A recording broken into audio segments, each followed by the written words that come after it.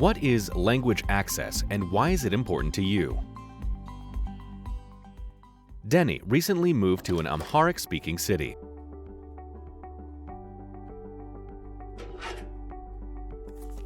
He received an official-looking letter in Amharic. He only recognizes the dollar signs.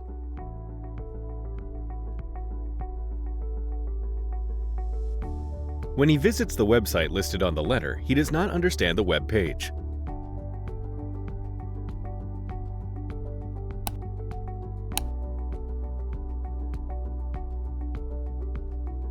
He clicks the button for English content, which brings him to a page with a variety of unrelated information.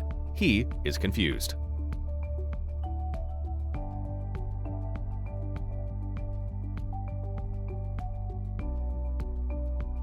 Denny decides to travel to his local city office to find out more.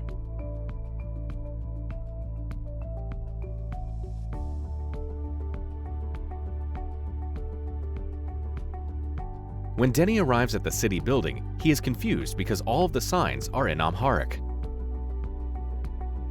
As he tries to communicate with the employees, he quickly realizes that no one can speak English.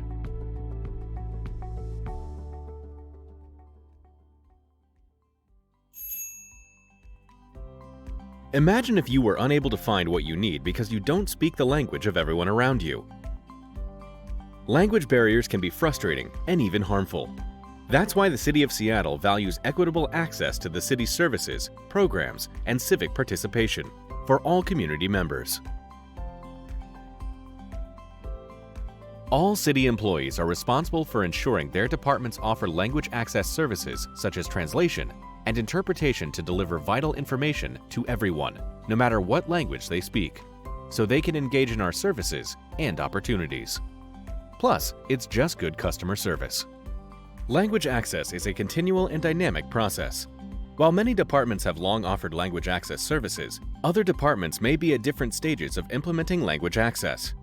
But we all can improve how we offer in-language services, interpretation, and translation in a culturally responsive way. For example, some departments might offer translated documents, newsletters, and forms. But they may be made available in such a way that it is not intuitive for community members to actually find them. Also, on some web pages, the only translated sentence is, "If you need this information translated, please call this number." But the program information is not translated. This means non-English speakers will not know if the information is relevant to them. Other departments rely solely on online automatic translation services for complicated content,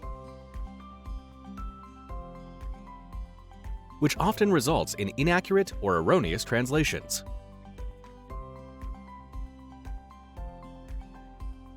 Additionally, signage in public places is often written solely in English without universal symbols, so community members cannot understand where to go. What can you do to prevent inadequate language access? You should have a plan that integrates the City of Seattle's best practices regarding interpretation and translation, and a budget for that plan.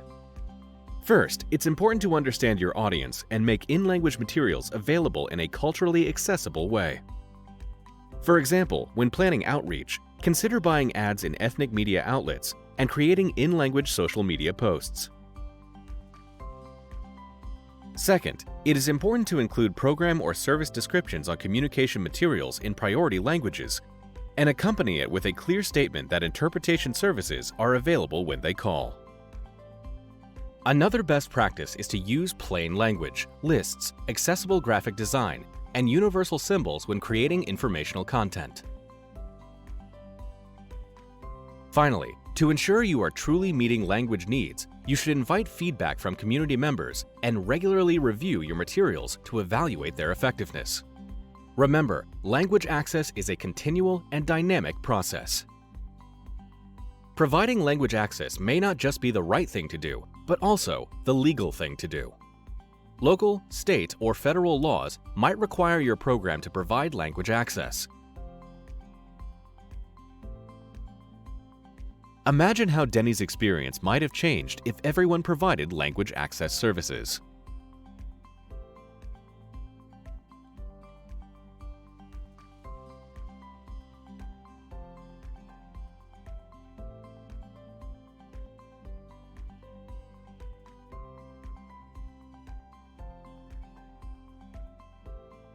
The Office of Immigrant and Refugee Affairs is available to support you. Contact our Language Access Program specialists to help you start the process of creating a language access plan or to help troubleshoot issues. Visit our website or the InWeb page using the links on screen.